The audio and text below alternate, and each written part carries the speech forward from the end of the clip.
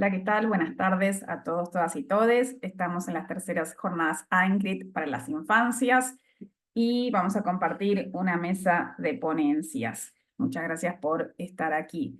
Eh, Vamos a empezar, si les parece bien, con Viviana del Valle Perea, que ella es del Teatro Salarroz y su ponencia se titula Producir para infancias, el maravilloso arte de conocer y vincularse con quienes fuimos alguna vez.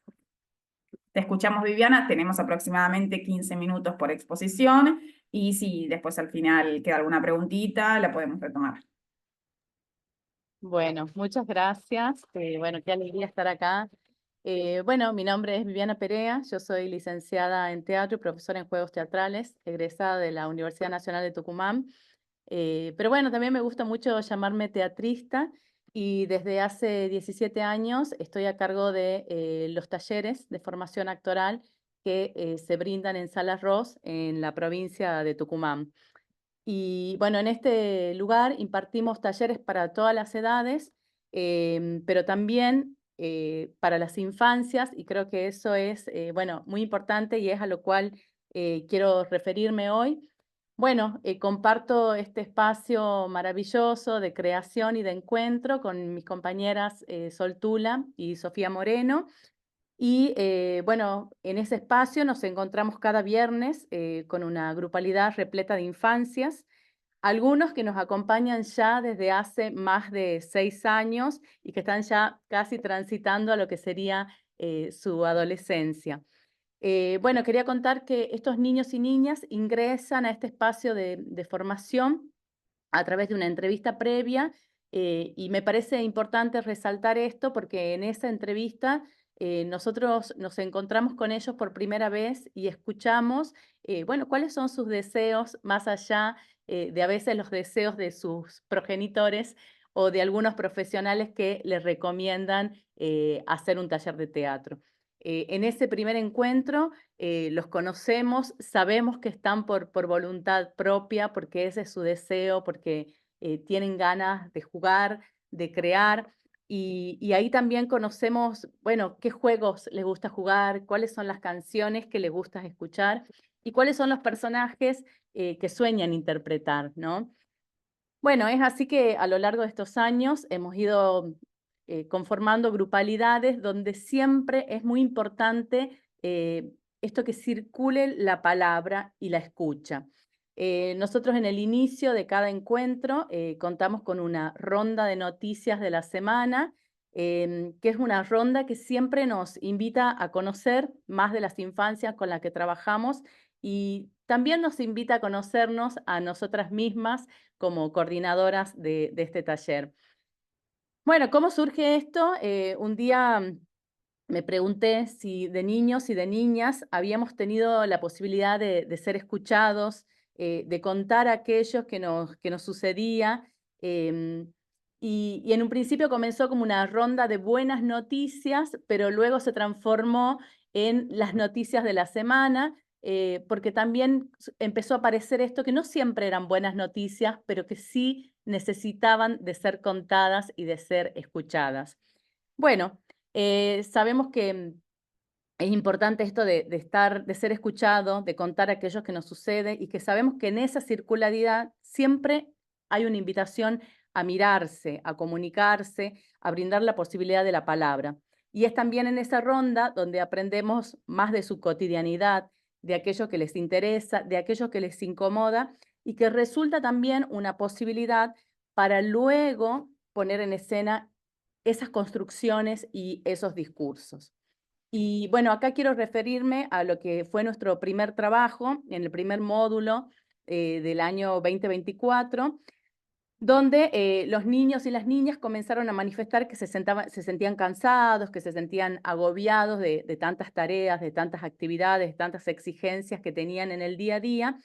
Y surgió esta idea de, tengo ganas de viajar, tengo ganas de conocer cosas nuevas y de invitar a los adultos a cambiar un poquito esa cotidianeidad.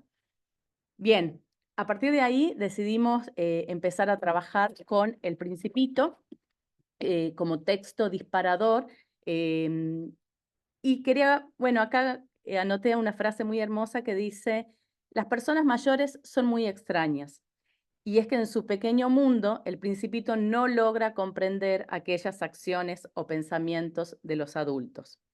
Cuando leímos este texto por primera vez, nos asombramos por su belleza y su poder poético y nos hace recordar siempre en nuestra infancia.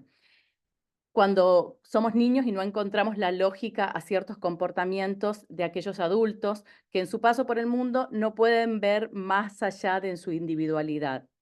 El texto del Pequeño Principito, viajando por diversos planetas, es un texto lleno de imágenes, de poesías, de metáforas y de historias que nos emocionan y nos hacen pensar una y otra vez qué fue del niño de cabellos dorados, muchas veces negándonos a pensar que la serpiente puede haberlo picado y llevando a ese otro mundo que él deseaba. En el año 2015 se estrena en Argentina la versión cinematográfica del Principito, una versión francesa dirigida por Mark Osborne, y en ella se realiza el cruce de la historia del Principito con una niña que quiere ingresar a una prestigiosa academia, la Academia Wert. Es así como ella y su madre se mudan a una ciudad, ¿sí? La niña es muy seria, muy estudiosa y pretende estudiar durante todo el verano para superar el primer fracaso que había tenido en su intento a esta academia. Bueno, es así como ella sigue un estricto plan que arma su madre. Sin embargo, bueno, estos planes son perturbados por, como todos sabemos, ese aviador que la invita a conocer un mundo nuevo.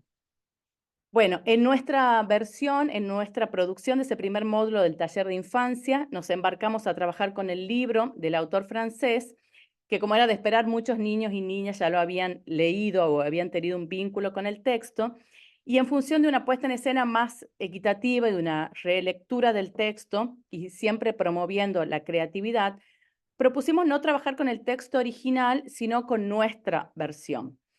Y como segundo disparador, se les propuso tomar contacto con la película antes citada. Bueno, reunido todo este acopio de material, nos colocamos en ronda y empezamos a escuchar las opiniones de las niñas. Dice un niño: mi mamá es como el farolero, apaga todo el tiempo las luces que yo dejo prendida. Dice otra: mi vecina es como la vanidosa, todo el tiempo se saca fotos. En la escuela parece que vive el rey, dan órdenes todo el tiempo. Mi papá parece el hombre de negocios, trabaja todo el día. Mi maestra preferida es como el zorro, siempre da un buen consejo. Esta y otras percepciones nos enseñaban a las coordinadoras del taller sobre sus visiones del mundo. La importancia de escucharle nos brinda un nuevo material para seguir trabajando en el cual ellos y ellas son parte activas del proceso. Comienzan los ensayos, surgen las acciones, las construcciones de los personajes, la reescritura del texto según improvisaciones realizadas, la búsqueda de vestuario en nuestro camarín, los elementos a usar, las canciones que les gustan y los animan, el trabajo en equipo y la importancia del trabajo desde el debate y la conciliación. El tiempo pasa y ya estamos muy cerca de la recta final de este primer módulo. Los ensayos se intensifican, los nervios de la presentación comienzan a asomarse y el placer de actuar se hace cada vez más latente. Llega el último viernes, el ensayo general, y sabemos que de ahora en más queda muy poquito tiempo. Repetimos, ensayamos, probamos, volvemos a repetir, a ensayar y a probar. Se acerca el final de la clase y nos quedan 15 minutos, nos sobran 15 minutos. Qué bueno, decimos nosotras, nos sobró tiempo, aprovechemos y pasemos una vez más.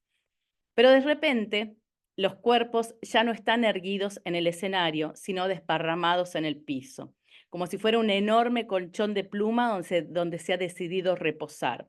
Se los ve cansados, ya desconcentrados, sin energía, con hambre y con sueño, dice uno que otro. Es hora de tomar la decisión.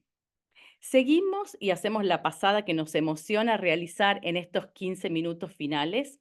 ¿O hacemos una enorme ronda y reflexionamos sobre lo trabajado y sobre el cansancio que muestran no solo sus cuerpos, sino también sus miradas y algún otro bostezo que aparece? El hombre de negocios pensaría: no hay tiempo que perder, porque el tiempo es valioso y el tiempo es dinero. El aviador diría: Me hubiera encantado poder disfrutar de más tiempo con el Principito antes que el pequeño hubiera decidido ir al encuentro con la serpiente. Nosotras pensamos, para un artista no tiene sentido alguno exponer un discurso en la escena si luego no se lo puede llevar a práctica en la vida real. Y es por eso que desistimos de la primera idea y, cual aviadoras de este enorme avión, decidimos volver a la ronda, tomarnos un descanso y escucharles una vez más. Hablamos de la importancia de las infancias, de valorar los momentos y las personas que nos rodean, valorarnos a nosotros mismos y saber que no es malo ser diferente. Les explicamos en detalle el concepto de lo esencial es invisible a los ojos y les invitamos a exponer si alguna vez se sintieron como esa niña de la película, agobiada, cansada y sin poder disfrutar. El año pasado mi rutina era estudiar, comer y estudiar. Yo cuando tengo pruebas me pongo ansiosa y me salen manchitas rojas.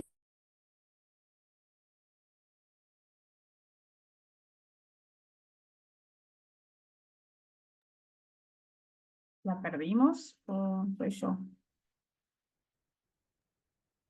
Yo te veo bien, a Viviana no. Ah, y bueno, se le desconectó, ¿no? Se habrá desconectado, si está congelada la imagen. Bueno, a ver si en un minutito vuelve y si no, seguimos con otro. Bien.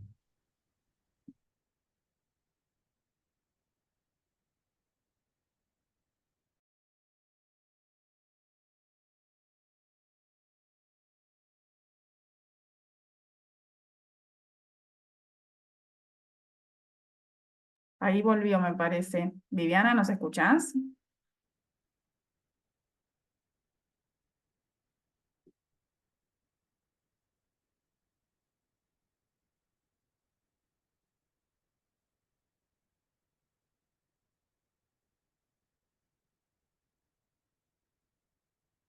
Ah, bueno, se está.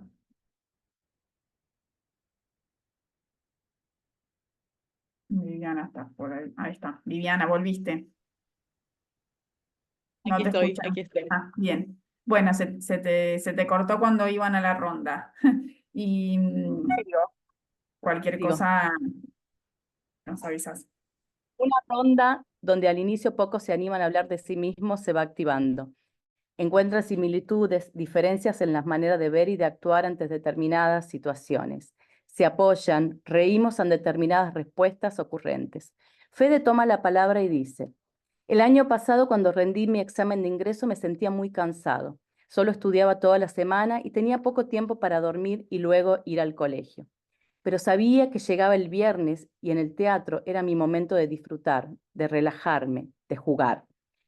El pecho nos explota de alegría y de emoción. Nos recordamos a nosotras mismas de pequeñas estudiando, aprendiendo, sintiéndonos desorientadas a veces, queriendo ser más grandes otras, pero sobre todo encontrando ese momento lúdico donde por un momento entramos a otro planeta, como decía el Principito. Les contamos que todos alguna vez pasamos por ellos.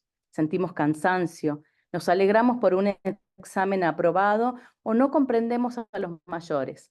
Tenemos miedo ante lo nuevo.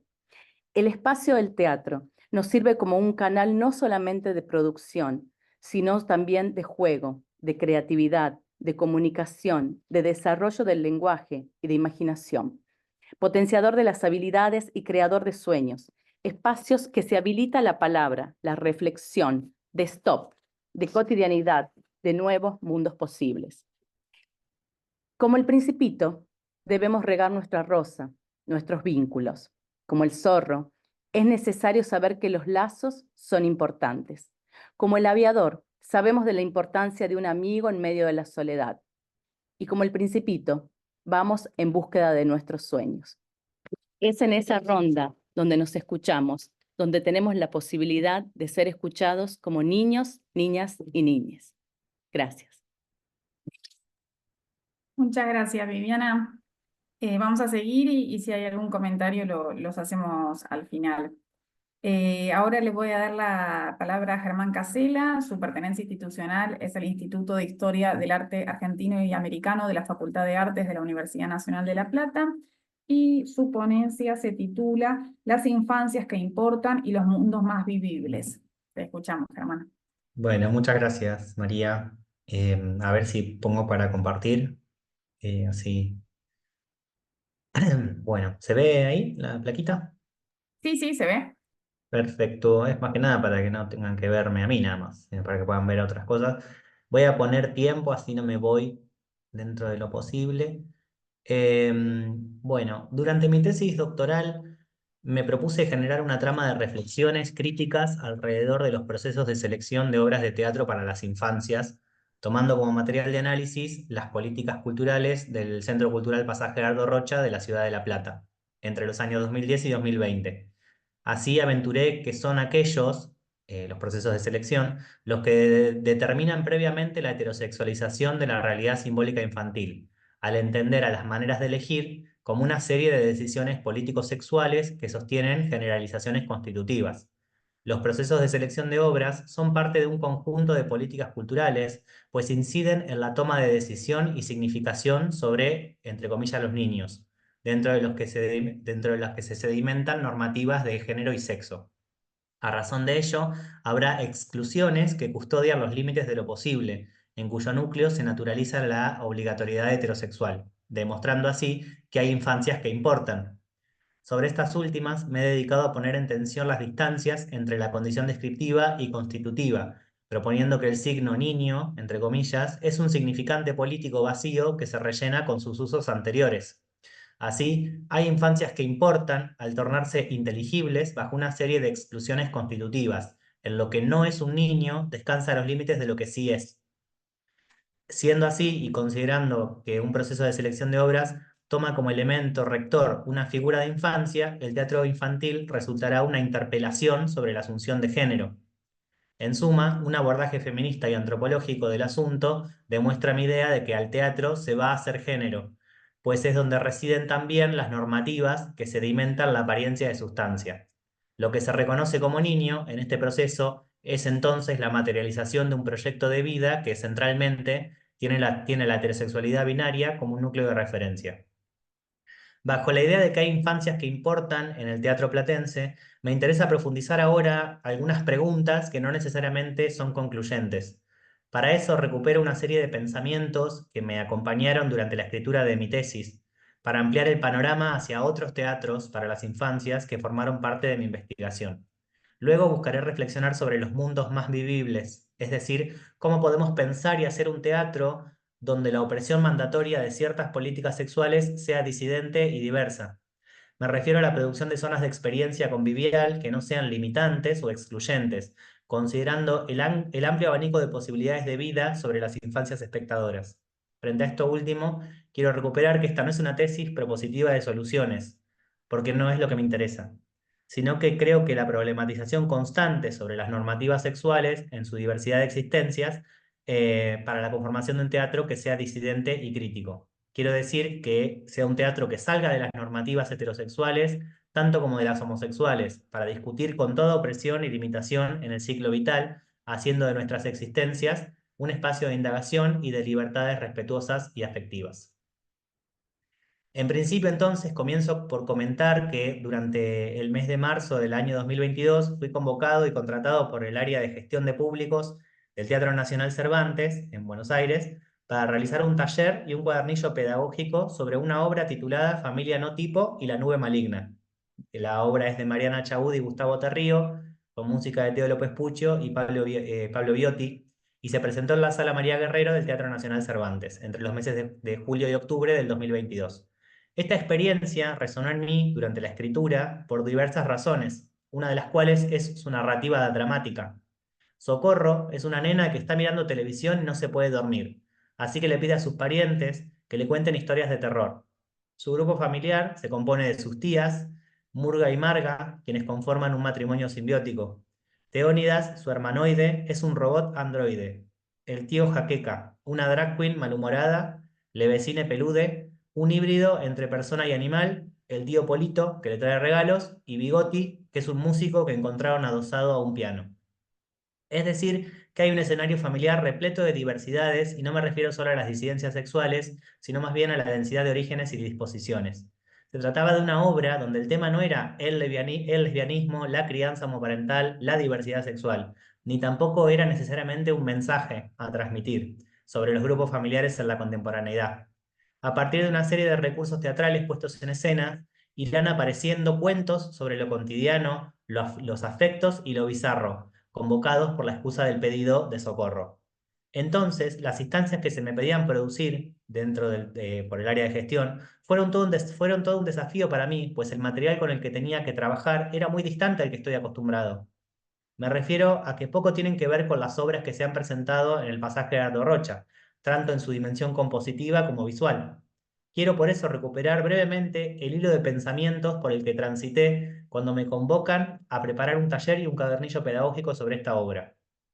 ¿Qué significaba que esta obra sea para infancias, pero su modo de presentarse como tal era otro? ¿Qué se configuraba en mí? ¿Por qué se configuraba en mí todo un entramado de preguntas sobre los límites y los alcances del teatro infantil si se supone que este es un espacio que yo conozco? ¿Es realmente tan específico el teatro que se presenta en el pasaje como para que Familia No Tipo me resulte tan disruptiva? Inicialmente asumí que por supuesto que un teatro nacional cuenta con un presupuesto ampliamente mayor que una sala municipal en la producción de los espectáculos, en la que la producción de los espectáculos depende de los elencos. Pero en ese mismo gesto de deducción inmediatamente agregué que poco tiene que ver el presupuesto con la poética, pues he visto obras maravillosas que no necesitaron de inversiones gigantescas. De este modo, durante el proceso de trabajo en el que me embarqué, intenté calmar mis reflexiones personales y hacerlas virar hacia lo territorial, comprendiendo que las dinámicas del Teatro de La Plata no son las mismas que las de Buenos Aires. Pero igualmente, persistía en mí algo que no me aquietaba, porque sentía que en esa variable se escondían efectos tranquilizadores. Me refiero a que entre estas ciudades, Buenos Aires y La Plata, hay aproximadamente 50 kilómetros de distancia, lo cual, aún a pesar de la especificidad de nuestro teatro, el teatro platense, se permiten varios intercambios que son tanto laborales como creativos. Así empecé a preguntarme por los espacios de circulación de las obras infantiles. Pues, ¿cómo podría ser que un teatro nacional presente un teatro para las infancias, una apuesta tan disruptiva y los espacios municipales locales promuevan casi las mismas poéticas desde hace casi 20 años?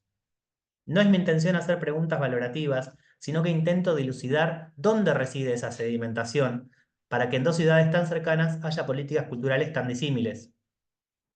A razón de lo anterior, mi experiencia con Familia No Tipo me acompañó durante toda la escritura de la tesis, porque me demostró una vez más que el núcleo duro y no interpretativo de la heterosexualidad se puede romper de una grieta por vez. Ahí estaba una de las respuestas a toda la cadena de pensamientos que se me armó cuando se me hizo esta propuesta. Era una entrada para poner en tema, sin enfrascar en una moraleja, que la cis heterosexualidad es una normativa obligatoria. Por ejemplo, las tías de Socorro son un matrimonio de lesbianas heterosexualizadas, pero porque su relación monogámica las vuelve simbióticas, al punto de que completan sus frases y hablan a la vez. Esto las agobia y les preocupa. Están en situación de maternar, pero no son mujeres en el sentido de Monique Wittig, porque son desertoras de clase, pero las convoca el afecto, el deseo y la responsabilidad. A la par, Le Vecine Pelude es un cuerpo con pelos que parece no portar género binario, por el uso del lenguaje inclusivo sobre su persona, algo que no se explica ni influye en la narrativa de la obra. Tampoco lo hace el hecho de que el tío Jaqueca sea una drag queen, con barba y tacos altos de color rosa, rebautizada como la Gran Susandra en los momentos en los que ofrece sus shows. Por este tipo de producciones de sentido, hablo de aperturas a las roturas al núcleo heterosexual, algo que para mí era novedoso en relación al teatro que conozco y problematizo. Porque a diferencia de las obras del pasaje, esta era una obra infantil queer, pero no necesariamente por la presencia de disidencias sexuales entre sus personajes. Me refiero, en líneas generales, a que era un acto destotalizador que cuestiona radicalmente los modos de producción de subjetividad contemporánea e interrumpe la producción de saberes heterosexualizados, va. Siendo así, continué el rumbo de mis pensamientos hacia lo específico de los espacios de gestión de una obra como esta, para entender cómo un proceso de selección puede ser tan disímil. Cuando pregunté a los autores y las encargadas del área de gestión si consideraban que Familia No Tipo era una obra infantil, todos coincidieron en que les gustaba más hablar de teatro para infancias o para toda la familia. Es decir, que huían del adjetivo infantil para resguardarse en dos focos: la pluralidad o la ampliación hacia una experiencia teatral más horizontal. Yo tengo mis reservas sobre estos nombramientos, que a veces me resultan un poco anestesiantes, de la cantidad de tensiones que perduran en estos cambios de nomenclatura. Quizás la especificidad de lo infantil, en su multiplicidad de dimensiones, tanto políticas como sexuales, se pierde al focalizar en una pluralidad que a mi criterio puede hacer perder de vista la politicidad de la categoría infantil. Pero en cualquiera de los casos, igualmente llamó mi atención que no se hablaba de un niño, sino de niñes o directamente niñeces, por lo cual el elemento rector durante la selección no era uno ya reificado, sino que el diálogo constante con las diversas impresiones que ellas tenían sobre las infancias, mediante experiencias concretas, ampliaban el panorama de acción cultural hacia nuevos contextos de enunciación y legitimación. Por esta razón, la selección de esta obra trasciende la territorialidad, porque lo que es diferente es la manera de problematizar al público de las infancias, corriéndose de la categoría heterosexualizada. Abre entonces un panorama de posibilidades que afecta toda la cuestión. Por ejemplo, la narrativa de la obra no era lineal, porque no se necesitaba. Era una obra para infancias donde no había villanos ni grandes aventuras. Socorro, la nena que no se puede dormir, se refugia en la televisión al pedirle a su familia cuentos de terror porque eso es lo que más le gusta. A partir de ahí, los personajes irán recorriendo diversas escenas sin un objetivo dramatúrgico claro, porque el conflicto inicial es únicamente una excusa para convocar la acción dramática. En conclusión, la experiencia con Familia Notipo estuvo conmigo durante toda la escritura porque sus dinámicas de selección y producción sostienen una práctica teatral que, sin explicitar un mensaje, abre una puerta anti-cis heteropatriarcal. A modo de cierre, quiero problematizar opciones sobre cómo podríamos hacer interrupciones entonces a los modos de pensar heterosexuales para promover un mundo que sea menos excluyente y opresivo. Me refiero a reflexionar acerca de cómo serían unas prácticas teatrales, tanto de gestión como de producción, que permitan revisar críticamente las intenciones totalizantes de una economía de significación.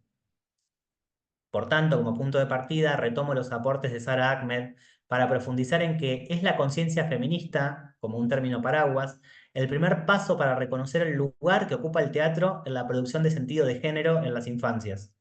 Coincido con la autora en que la teoría feminista me enseñó lo que es universal y lo que hay que reventar. La teoría feminista me enseñó por lo general que la realidad es simplemente la explicación, la manida explicación de otra persona. En este sentido, sostengo que el reconocimiento de las operaciones específicas sobre las niñeces espectadoras por parte del sistema heterosexual es la clave para la intervención. Esto implica desaprender lo que sabemos sobre el teatro para niños para abrirnos a otros campos de acción cultural y sexual. No estoy diciendo que no haya experimentaciones y ampliaciones al interior de los teatros infantiles locales, sino que la constante puesta en cuestión de lo que suponemos es un camino para describir nuevamente el mundo que habitamos. Y en esto, la organización político-poética de la mirada es fundadora de experiencias, pues al sentar un hito en el devenir de la vida espectatorial, se promueven otras formas de existencia. Por eso mismo, pensar en clave feminista es una apuesta para reorganizar políticamente nuestros preceptos y formas de vivir, entendiendo que la producción de sentido en lo teatral es protagónica en este proceso. Tal y como estuve trabajando, las dinámicas del campo teatral son lo que produce y reproduce normas y convenciones de relaciones sociales de género. Por tanto, esta concepción de pensar desde un estado hipotético o deseoso me resulta más que pertinente. Al habitar la dimensión de la empatía, entiendo que se inaugura todo un campo de posibilidades que irán más allá de la heterosexualidad obligatoria, abriendo el espectro a imaginar otros universos de sentido posibles. Agregar entonces el condicional sí a nuestra manera de pensar a la teatralidad poética podrá entrar en diálogo con las intenciones destotalizadoras de una práctica feminista. Así me pregunto, además de las condiciones estéticas propias de un proceso creativo, ¿cómo sería un teatro para las infancias que funcione desde un ¿qué pasaría si? Por ejemplo, ¿qué pasaría si la infancia como significante se convierte en un espacio de diálogo crítico sobre impresiones situadas y sesgadas? ¿Qué pasaría si nos hiciéramos preguntas de por sí interseccionales y no trans excluyentes sobre el niño?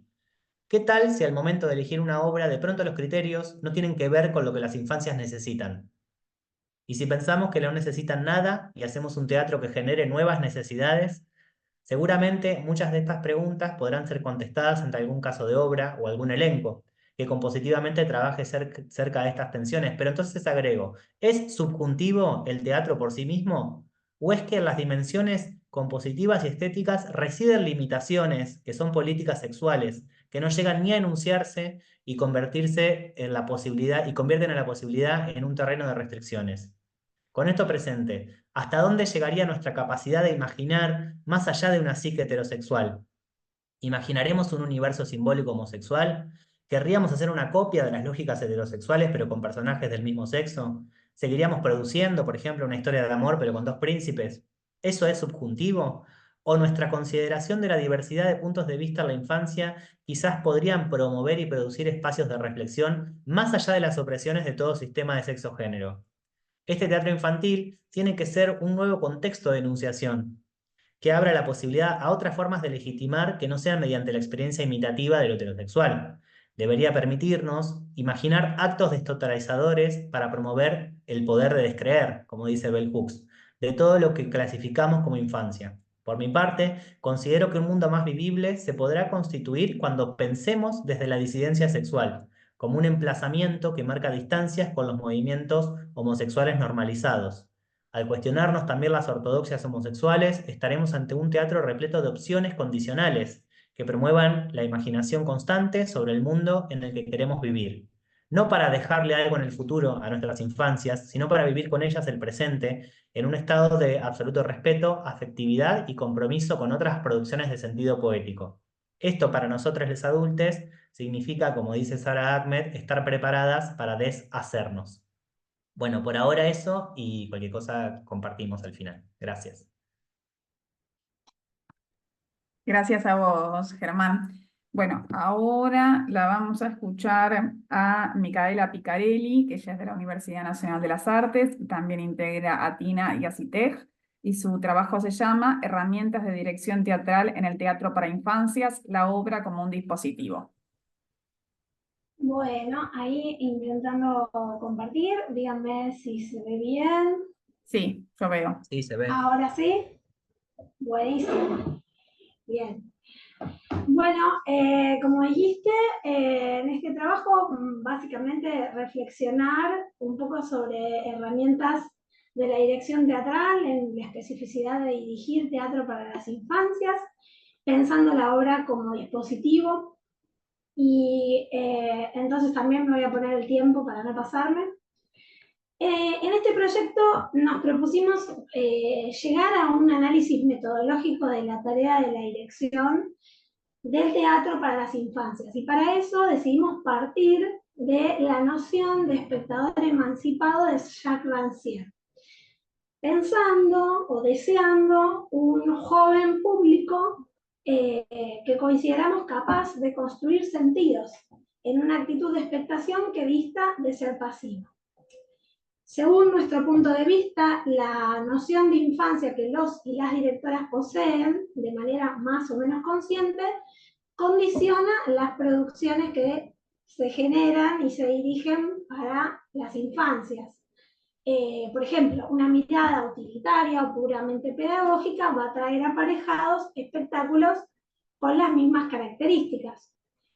Entonces, esta noción que los creadores tienen sobre las infancias influyen en las estrategias que despliegan para llevar adelante las producciones y muchas veces limitan las producciones a determinadas temáticas o estéticas preconcebidas.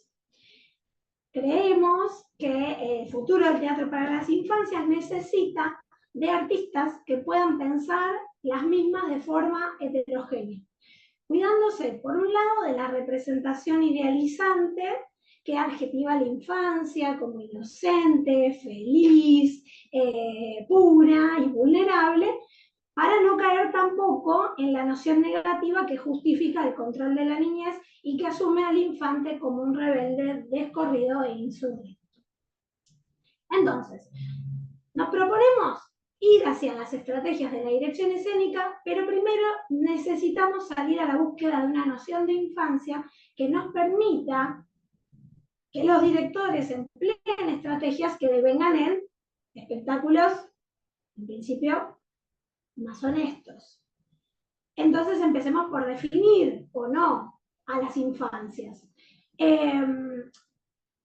Para el desarrollo de esto, nosotros queremos empezar por decir que el teatro es teatro más allá de a quién esté dirigido. Esto nos parece vital para una dirección saludable. Y la primera reflexión entonces es buscar esta definición que nos permita acercarnos mejor al interlocutor. En el camino personal del trabajo para las infancias, nos solemos encontrar en esta encrucijada de la que ya hablábamos, de pensar cómo se representan las mismas, ¿no? Ya hablamos de cuidarnos de la generalización, de idealizarlas.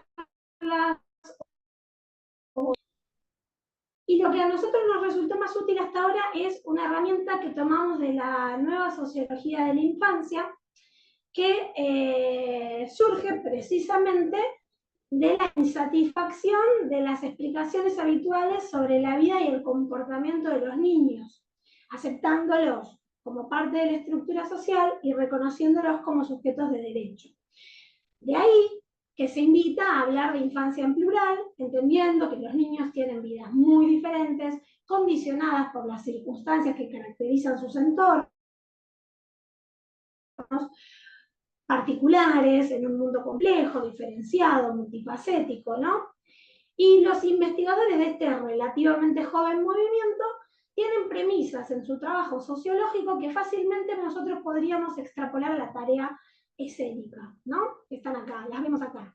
Una forma de contar para hacer que cuenten los niños, la pregunta en la investigación de interpelar al sujeto en cuestión, la investigación participativa y el respeto de los niños en y durante la investigación. Entonces, trabajar bajo estas consignas nos parece un buen punto de partida, pensar infancias heterogéneas, recurrir concienzudamente al plural y incluir en nuestros procesos metodologías para hacer partícipes a las jóvenes audiencias.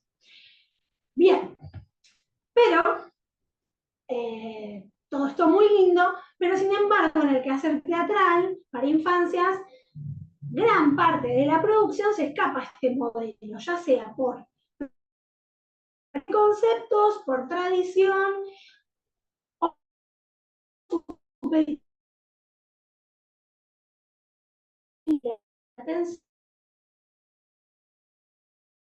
Se te están recortando un poco.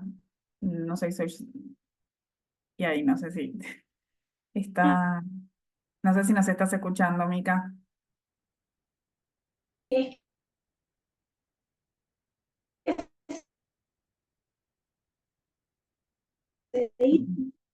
No se te está escuchando, o sea, se escucha dije, muy recortado. Ahí va un poco mejor, me parece, o tal vez... Hola. Sí. Ahí creo que volviste. A ver, decime algo más. No sé, ¿querés que retome desde algún momento? Sí, retomá del último párrafo porque eso no se escuchó. No sé dónde se empezó a cortar, pero bueno, retomo igual desde la idea de la problemática. O puedo ir un poquito más despacio, no sé si es la conexión mía. En principio pareciera que sí, porque a nosotros se nos entrecortaba. No sé, tal vez si llega a seguir así, tal vez sin imagen es mejor y se corta menos. Yo te escucho cortado a vos. Claro, pero me parece que los demás te escuchaban también entrecortado. Sí, se estaba Ok. entrecortando. Por ahí si apagamos nuestras cámaras, puede ser que... No sé si apagar la mía también. No. Es que me parece que es la tuya, porque si nosotros te escuchamos mal la voz, eso es... Pero bueno, seguí, por ahora me parece que te volvimos a recuperar. Retomó. Bueno, ahí va. Bueno, hablábamos entonces de la problemática, ¿no? Pensando que hay una problemática en relación a que cuando nos dirigimos hay una relación de base de desigualdad entre el espectador niño y el adulto que produce el trabajo.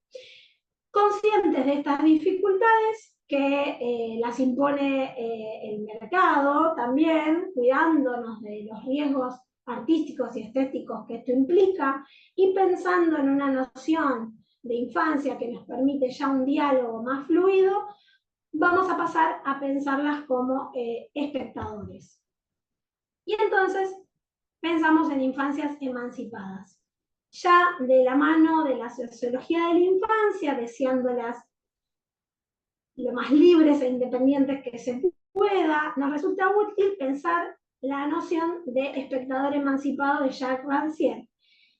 Es decir, un espectador que hace uso de una mirada activa y que es capaz de constituir sentidos. El espectador emancipado tiene como antecedente el libro El maestro ignorante, donde Rancière toma de Jacotot la premisa de que el maestro no tiene que estar en una posición de ventaja y traspasar el saber al alumno.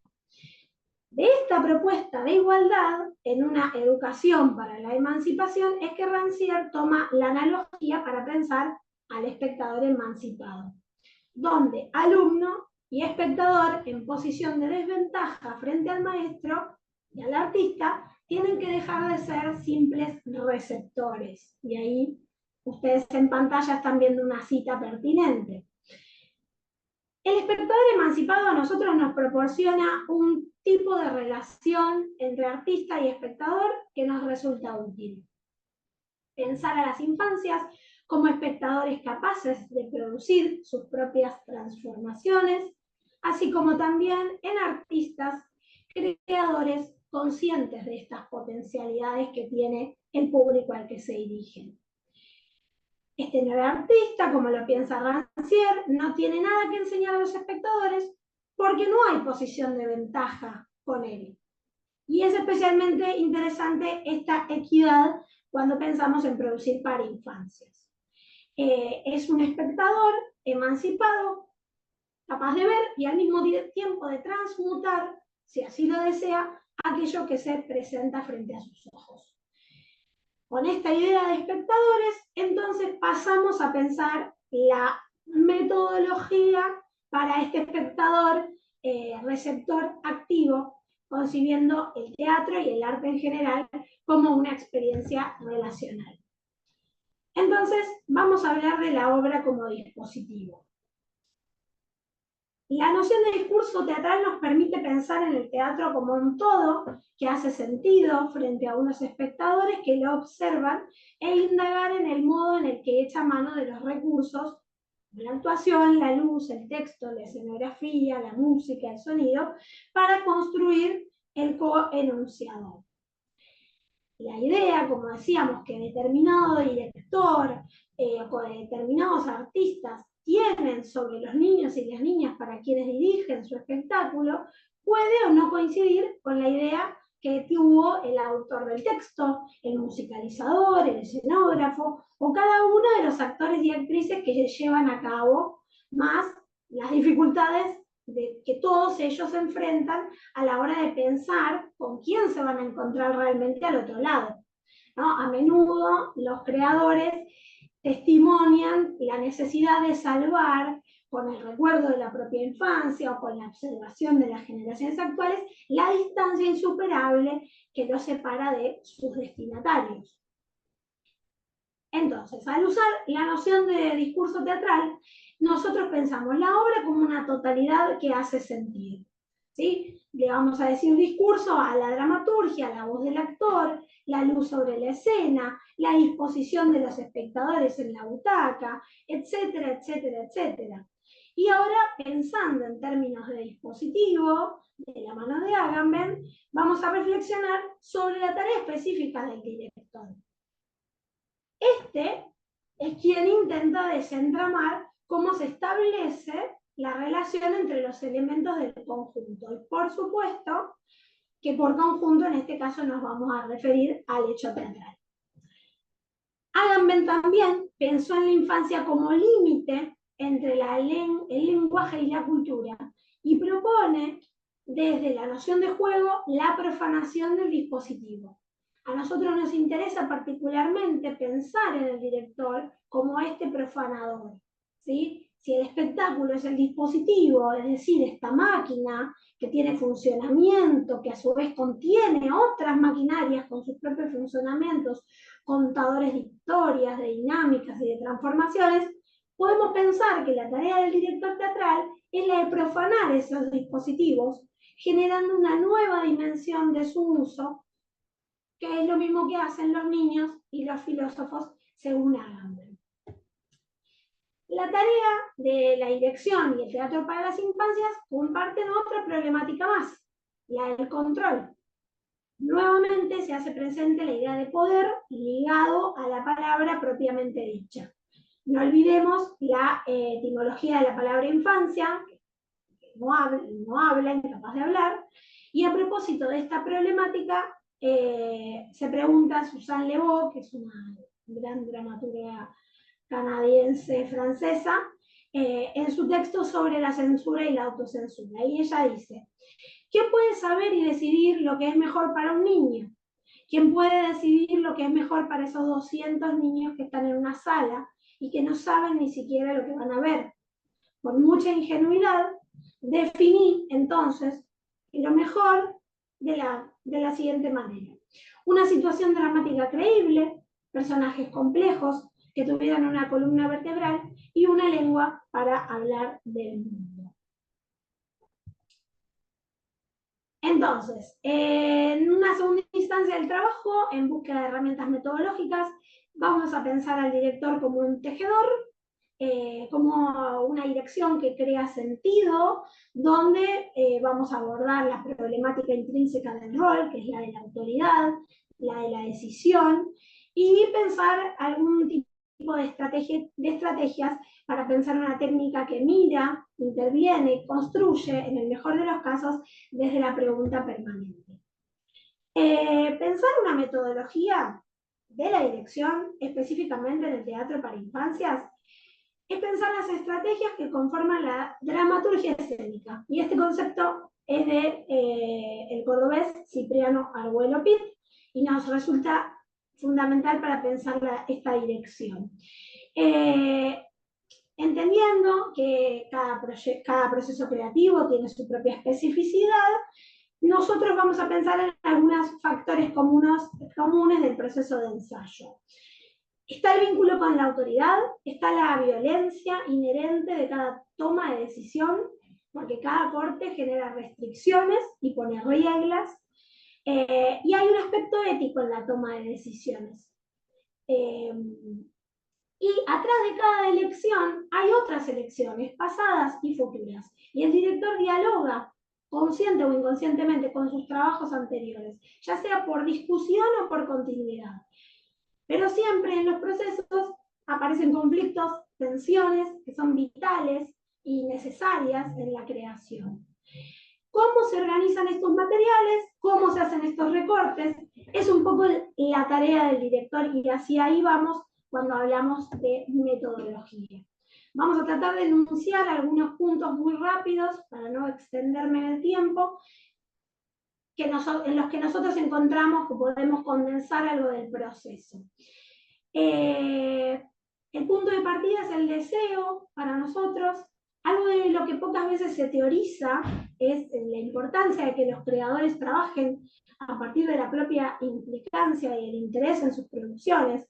Irma Correa lo define muy hermosamente como deseografía. Ella habla del mapa, del propio deseo, de las razones interiores del viaje creativo, ¿no? Este entusiasmo, este interés que nos relaciona con el material, para mí es fundamental a la hora de dirigir, y esto puede venir de un material textual, de un recuerdo, de una imagen plástica, de una pregunta que nos interpela, de eso que capta el interés sin soltarlo. Probablemente eso sea un buen inicio para que después el interés se replique en la platea. Una vez definido este punto inicial, hay una segunda etapa para mí, que es la del acopio. Este trabajo puede hacerse en la soledad del director o ya en equipo con el equipo creativo. Es la recolección de ideas, referencias, lecturas, objetos, imágenes. Es una instancia donde se acopia, se expande ese punto de inicio y empieza a tejerse la asociación. La asociación de estos nuevos elementos empiezan a generar un tejido que va a devenir después en lo que va a ser la trama en sí, la estructura. Para nosotros es fundamental en este momento el concepto de acción como aglutinante de esta estructura para reforzar la propia red del dispositivo. Y así como los personajes de una trama accionan en pos de un objetivo, el director actúa en los ensayos impulsado por este deseo o interés como guía. Después los procesos son diversos, las condiciones de producción muchas veces son las que determinan cómo va a ser el trabajo del director, pero generalmente se conforma el equipo de trabajo y se pasa al plano del escenario. En el escenario sucede la prueba, el juego, la búsqueda. Acá hablamos de la importancia de la escucha, ¿no? Porque la dirección está regida por el verbo de la mirada, pero también la importancia también de la escucha para tener una retribución y un intercambio con todas esas partes del dispositivo que están puestas a accionar. Y por último, 2 o 3 claves más, que es que una buena práctica de la dirección es de alguna manera la que logra el equilibrio entre la planificación y la adaptación, ¿no? Sin mayor receta que la intuición y el elemento fundamental del que hablábamos de la implicancia y el interés del punto de partida. Después viene el momento de las decisiones, de asumir riesgos, en fin. La preparación del director es compleja, requiere para mí de un equilibrio entre el estudio, ¿no? la formación constante para repreguntarse, para volver a dialogar con la propia práctica y también la práctica en sí misma. ¿Sí? Acá Aristóteles que dice esta frase tan trillada pero tan verdadera de que la práctica es la que hace al maestro. Entonces el equilibrio entre estos dos conceptos de estudio y práctica. Y para terminar, la idea de pensar, a mí me gusta mucho esta idea de pensar la dirección como un regalo, que no es mía, sino de la maestra Anne Bogart, que dice de pensar en una obra de la siguiente manera. Imagina que planeas una fiesta sorpresa de cumpleaños para un amigo. Tomás decisiones respecto a quién invitar, a cómo asombrar y a cuándo revelar, todo con un sentimiento indirecto de placer y excitación. Estructuras un viaje para la persona a través de la empatía directa y del sentimiento. La acción creativa y las elecciones nacen del impulso de regalar algo. Este tipo de impulso también determina cómo componemos una canción, cómo desarrollamos una historia, cómo diseñamos una casa e idealmente cómo ensayamos una obra. Creamos viajes para que otros reciban con el espíritu del regalo. Y lo último es que quiero compartir que todas las imágenes que fuimos viendo en la presentación son de óleos de un artista limeño que se llama Johnny Palacios. No quería dejar de nombrarlo. Bueno, no me quiero exceder, tengo más cosas para decir, pero por ahí las podemos conversar, no me quería pasar el tiempo. Espero que se haya escuchado bien. Gracias. Bueno, ahora voy a presentar mi trabajo. Mi nombre es María Fuckelman, yo soy investigadora del CONICET y formo parte del Instituto de Artes del Espectáculo de la Universidad de Buenos Aires. El trabajo se llama Roberto Aulés en el Teatro Independiente para las Infancias. Roberto Aulés nació en Buenos Aires en 1924. Fue actor, director y dramaturgo. Se dedicó especialmente al teatro para niños, aunque no de forma exclusiva.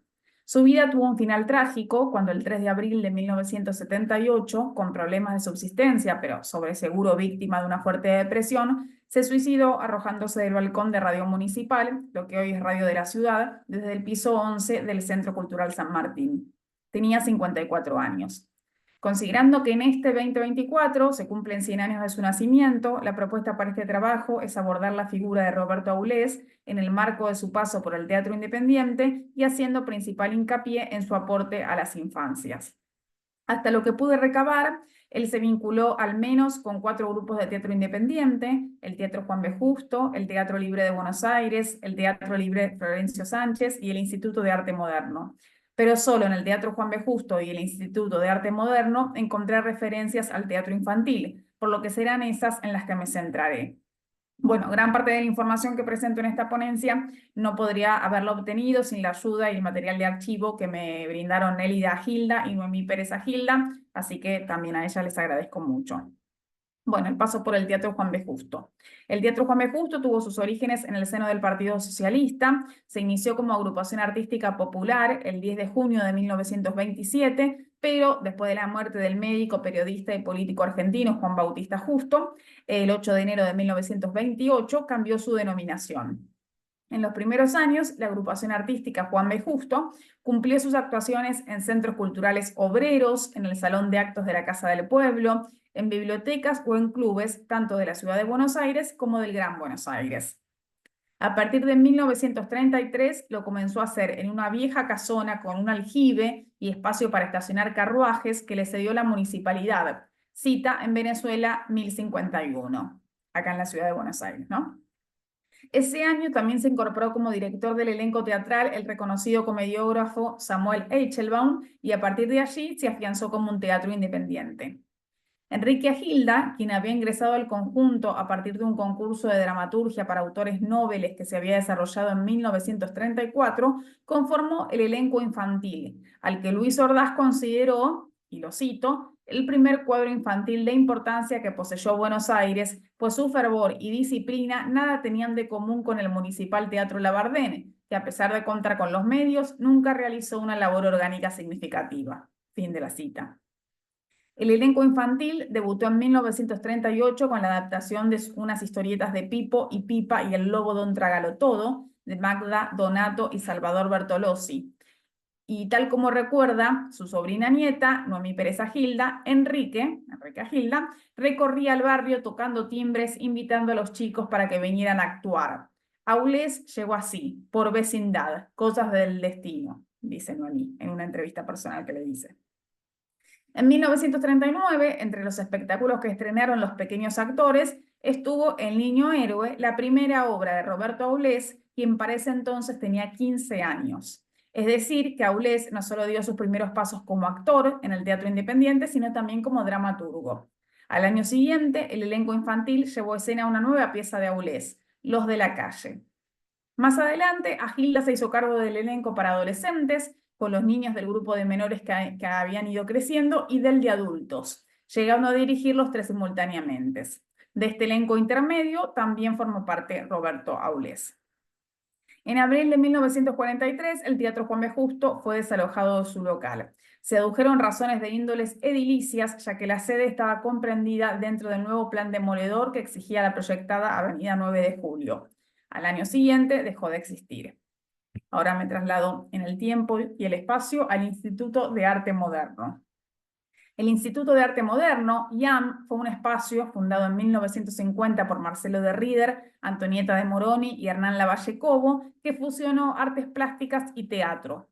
Marcelo de Rieder era el gestor, el director de la institución y el coordinador de la sección de artes plásticas, y la dirección teatral estuvo a cargo de María Antonieta de Moroni, Hernán Lavalle Cobo y Marcelo Lavalle.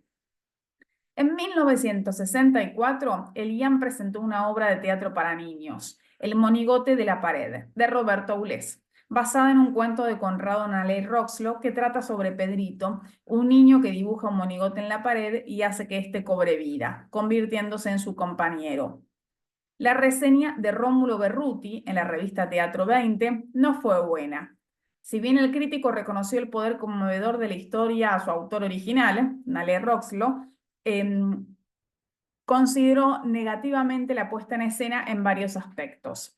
Entre las muchas objeciones mencionó: Aulés supo resolver el trasplante escénico del asunto, pero se regodeó en una cantidad de situaciones accesorias que no contribuyen a realzar la sugestión del tema y que más bien entorpecen su captación por parte del niño. En general, y esto es atribuible a la dirección de Lavalle, el espectáculo carece de una espontaneidad fresca y auténtica que logre mantenerse a lo largo de toda la obra. Se han utilizado algunos aspectos prefabricados para atraer el interés del público infantil, quizá una inevitable concesión al exceso de oficio, y para trasuntar una simpatía que debiera fluir con mayor naturalidad. Fin de la cita de Berruti. A su vez, en 1965, o sea, el año siguiente, una obra de Roberto Aulés volvió a ser estrenada en el IAM, aunque en esta oportunidad lo hizo su propia compañía, el Teatro de los Niños, que había sido creada en 1955 con actores profesionales que presentó durante largos años, por lo menos más de una década, obras propias y de otros autores, especialmente adaptaciones de poetas como José González Carvalho, Conrado Anala Roxloy, Federico García Lorca y María Elena Walsh. El espectáculo en cuestión, que hizo esta compañía en el IAM, se llamó Melchor, Gaspar y Baltasar, y según expresó la revista Teatro 20, fue probablemente la experiencia más audaz que ha intentado hasta ahora. Fin de la cita. Dado que la pieza había despertado, vuelvo a citar, una ola de controversias en el apacible ámbito del último Festival de Necochea.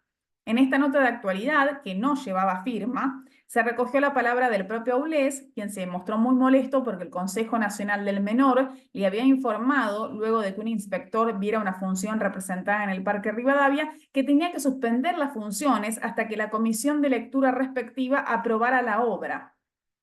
Al respecto, Aulés dijo: se habló de una ofensa a la religión católica, lo que no tiene sentido. Se cuestionó el lenguaje, se lo trató de chabacano sin admitir que lo que yo pretendo es conseguir un idioma nuestro en el teatro para niños. Hoy día no se puede hablar a los chicos con esa increíble literatura de libro de cuentos mal traducidos, dijo en el diario, ¿no? En el mismo texto, Aulés mencionó que su compañía se había alejado de los grandes escenarios porque no estaba de acuerdo con el sistema de vales que se solía repartir en la puerta de las escuelas. Él dijo: me parece una compulsión horrible, se pone vale y después resulta que es simplemente una entrada paga, poco más barata, o bien se regala una entrada a sabiendas de que el niño no irá solo y el acompañante tendrá que pagar. Este podría ser uno de los motivos por los que en ese momento elegí hacer funciones en el Instituto de Arte Moderno, que contaba con una sala para pocos espectadores. Otro podría vincularse con la conexión que Aulés encontraba entre el teatro para niños y la experimentación, una de las características que desde sus inicios se le atribuyó al teatro independiente. Y acá cito: en el espectáculo para niños, el libro es importante, pero el verdadero creador es el director que debe... Cito a Aulés, ¿no es cierto? En el espectáculo para niños, el libro es importante, pero el verdadero creador es el director, que debe tener una idea bien clara de lo que está haciendo y para quién lo está haciendo. Esta idea del teatro para niños resulta para él imposible de definir con palabras. En definitiva, sería algo así como, vuelvo a citar a Aulés, la verdadera, la única forma de teatro experimental, el más absoluto juego infantil. Para esto, no cree, dice el periodista, que sean necesarias técnicas interpretativas particulares, sino actores, cita Aulés, dúctiles y sinceros, que no tomen el espectáculo para niños como un simple pretexto para ejercitar su plástica. Fin de la cita y de la nota, ¿no? Bueno, ya voy a terminar. A lo largo de este trabajo me propuse hacer un breve recorrido por la figura del actor, dramaturgo y director Roberto Aulés en relación con sus contribuciones al teatro de las infancias en el marco del movimiento de teatros independientes. En particular, abordé su paso por el Teatro Juan B. Justo y el Instituto de Arte Moderno. Para cerrar, tomo prestada una reflexión que me hizo Noemí Pérez Agilda, quien lo conoció siendo muy niña. Ella me contó que Aulés, de adulto, se mudó al mítico pasaje Ciber, una callecita de apenas 100 metros que cortaba la manzana formada por la avenida Libertador. Me perdí. Y las calles Carlos Pellegrini, Cerrito y Posadas, que era adoquinada, tenía faroles franceses y terminaba en una escalera que le daba cierto aspecto de París a ese sector del barrio de Retiro acá en la ciudad de Buenos Aires.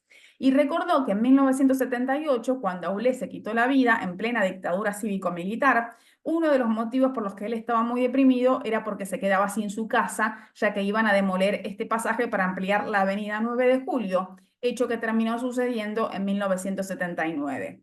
De alguna manera, tal como me sugirió Pérez Agilda, esta alteración del paisaje y de la funcionalidad de la ciudad de Buenos Aires estuvo ligada a él durante toda su vida, ya que, como manifesté más arriba, esa fue la razón por la que se desalojó en 1943 al Teatro Juan B. Justo, el teatro independiente, donde Aulés se conformó como intérprete, como autor, y, en palabras de Ordaz, como un ser humano receptivo y sensible. Bueno, fin de la cita y fin también del trabajo. Gracias.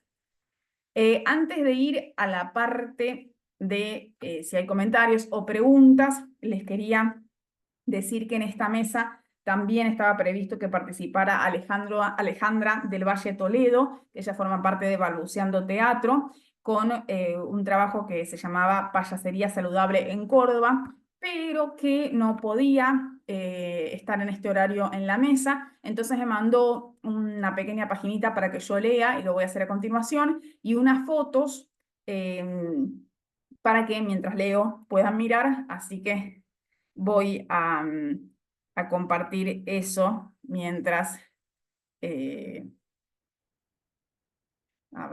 mientras les comento sus líneas. A ver si lo puedo hacer bien.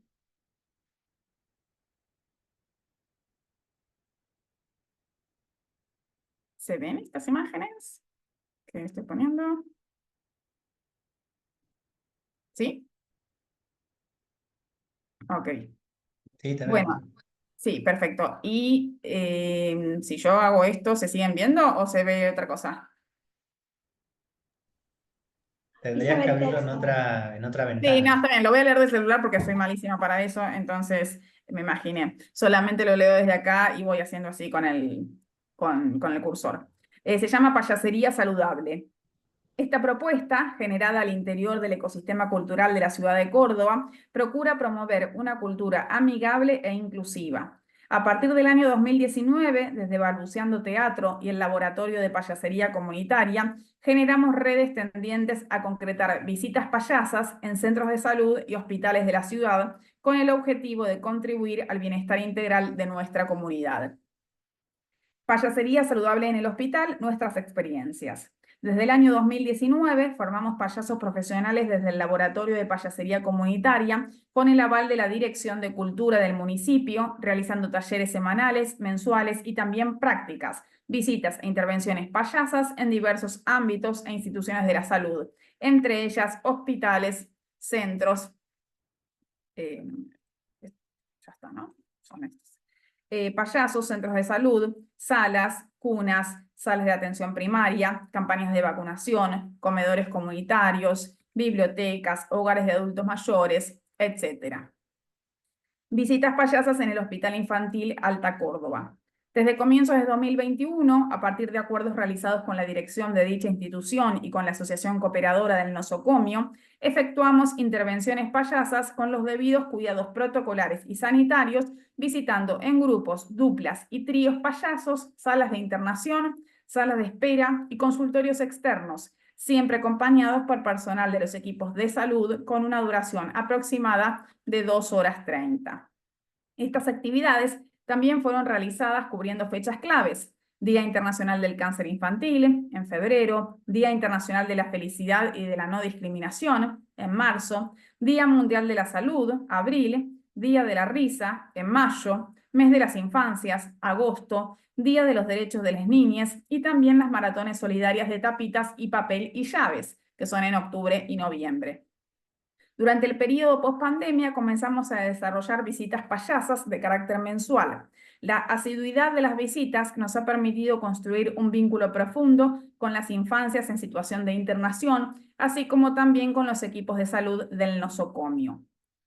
La asistencia a un centro de salud, y más aún la internación hospitalaria para las infancias, se presenta como una etapa compleja que en muchos casos adquiere visos traumáticos. En ese espacio-tiempo incierto, aumenta la vulnerabilidad al perder contacto diario con el propio hogar, los afectos y la escuela.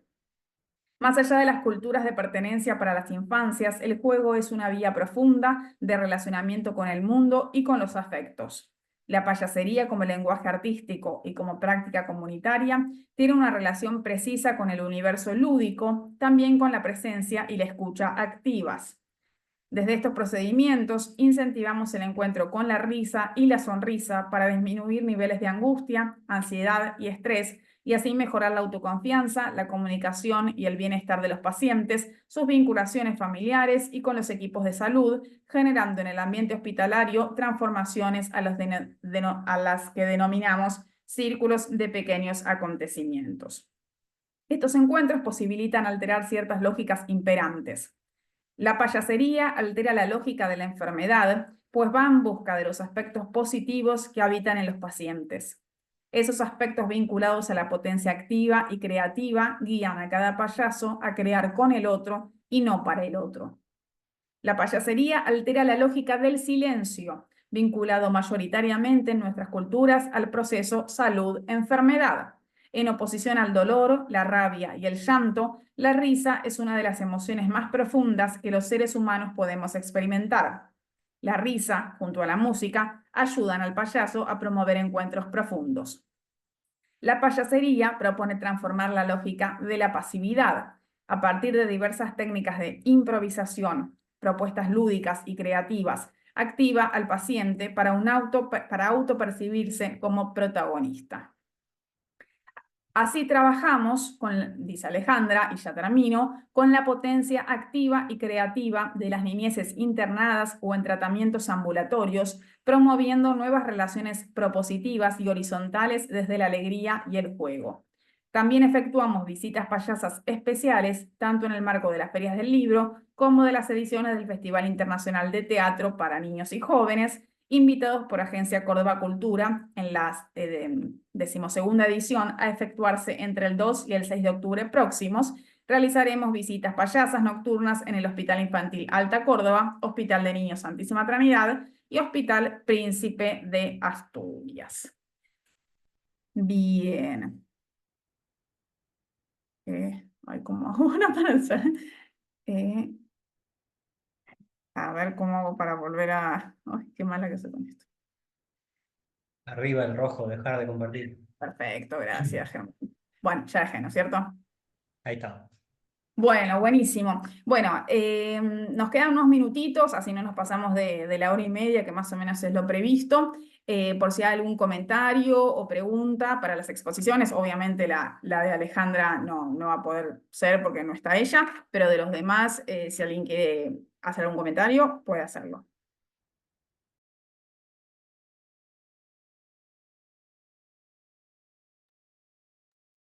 Bueno, a mí me pasó que finalmente no compartí ninguna imagen porque nada, no encontraba dónde compartir, pero bueno, me quedé como con esas ganas de compartir un poco las imágenes de lo que trabajamos.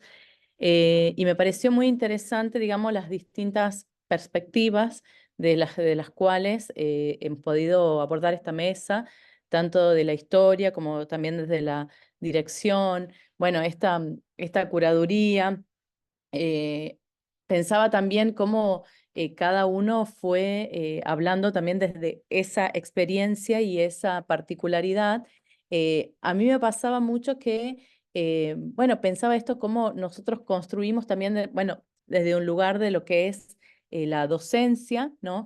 Pero como siempre generamos una producción con estos niños y niñas, es muy importante construir con ellos, ¿no? A diferencia de cuando uno por ahí dirige una obra y el público va a venir a verlo y bueno, dice, bueno, creo que le va a gustar esto o lo otro. Nosotros tenemos como esa palabra de las niñas todo el tiempo diciendo, no es así, o yo creo esto otro.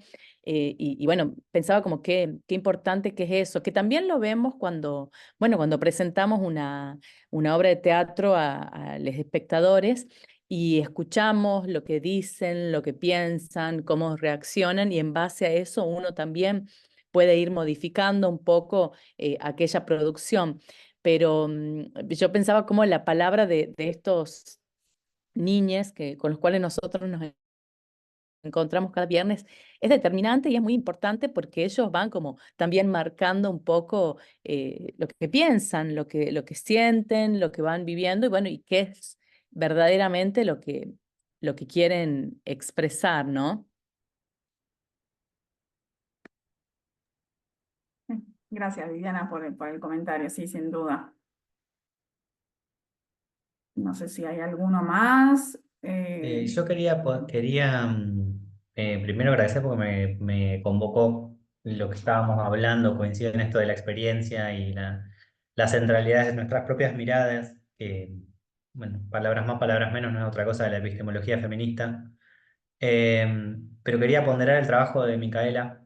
eh, Quería ver si podíamos hacer contacto, Micaela, si te interesa, porque yo hice mi maestría, la hice sobre sociología de la infancia, sobre teatro y sociología de la infancia, y hay algo ahí que justamente por ser una disciplina novedosa, una disciplina nueva, que no tiene más de 30 años, 35, que, digamos, se considera en simultáneo a la Convención Nacional de los Niños, de las Niñeces.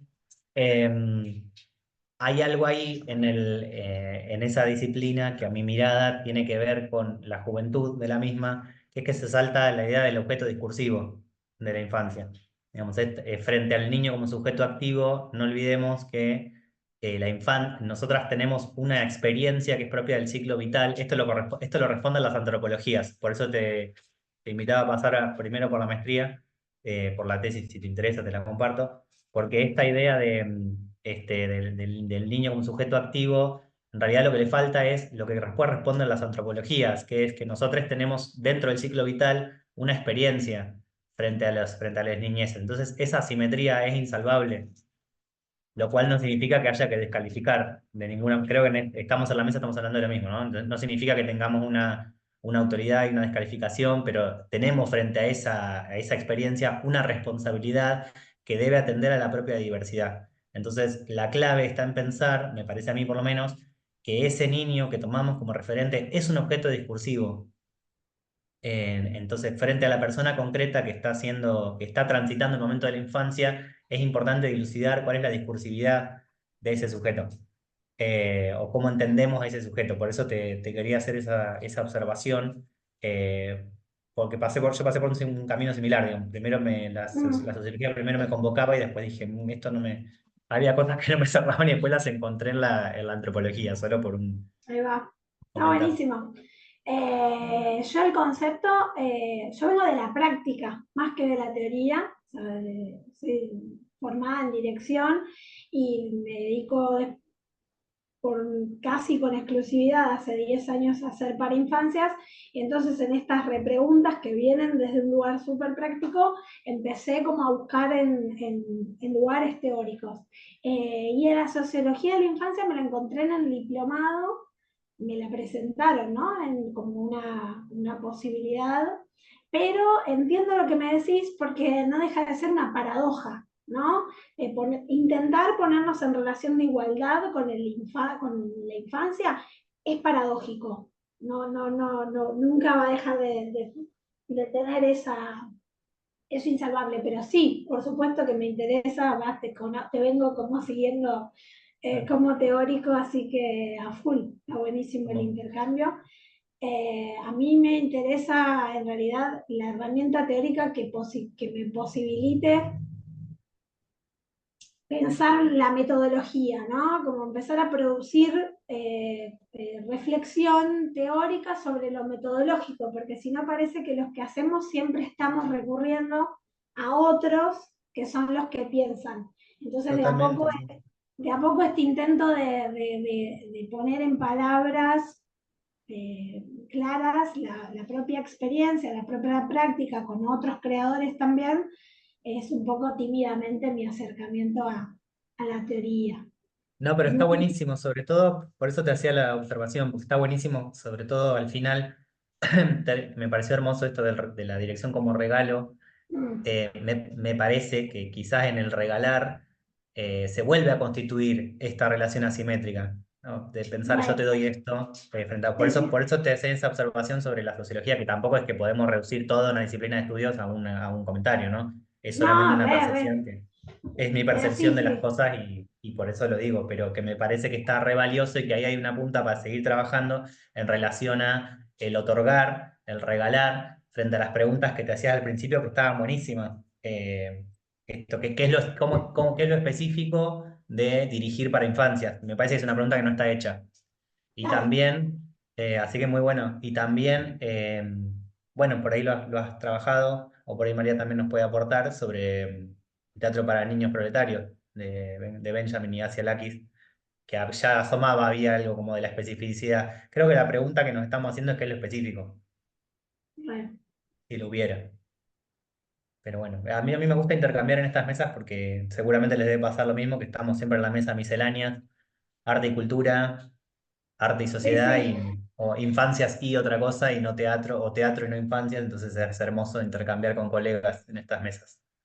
Sí, cuesta mucho encontrar los puntos de encuentro y a mí toda tu búsqueda como de también, de recurrir como al feminismo también para hacerse algunas preguntas, me parece re interesante también, como dispositivo, como para volver a pensar herramientas aplicables, ¿no? Con sus discusiones posibles, pero está buenísimo.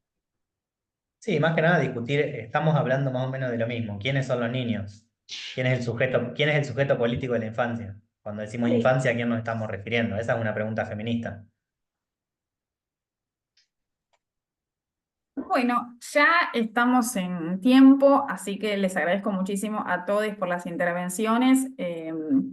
Y bueno, nos veremos en la próxima mesa, en las próximas jornadas. Y bueno, buenísimo que hayan hecho contacto y recordar que en el correo que les envié estaban los destinatarios a la vista, así que ahí se pueden escribir si quieren. Así que bueno, ya estamos todos en contacto.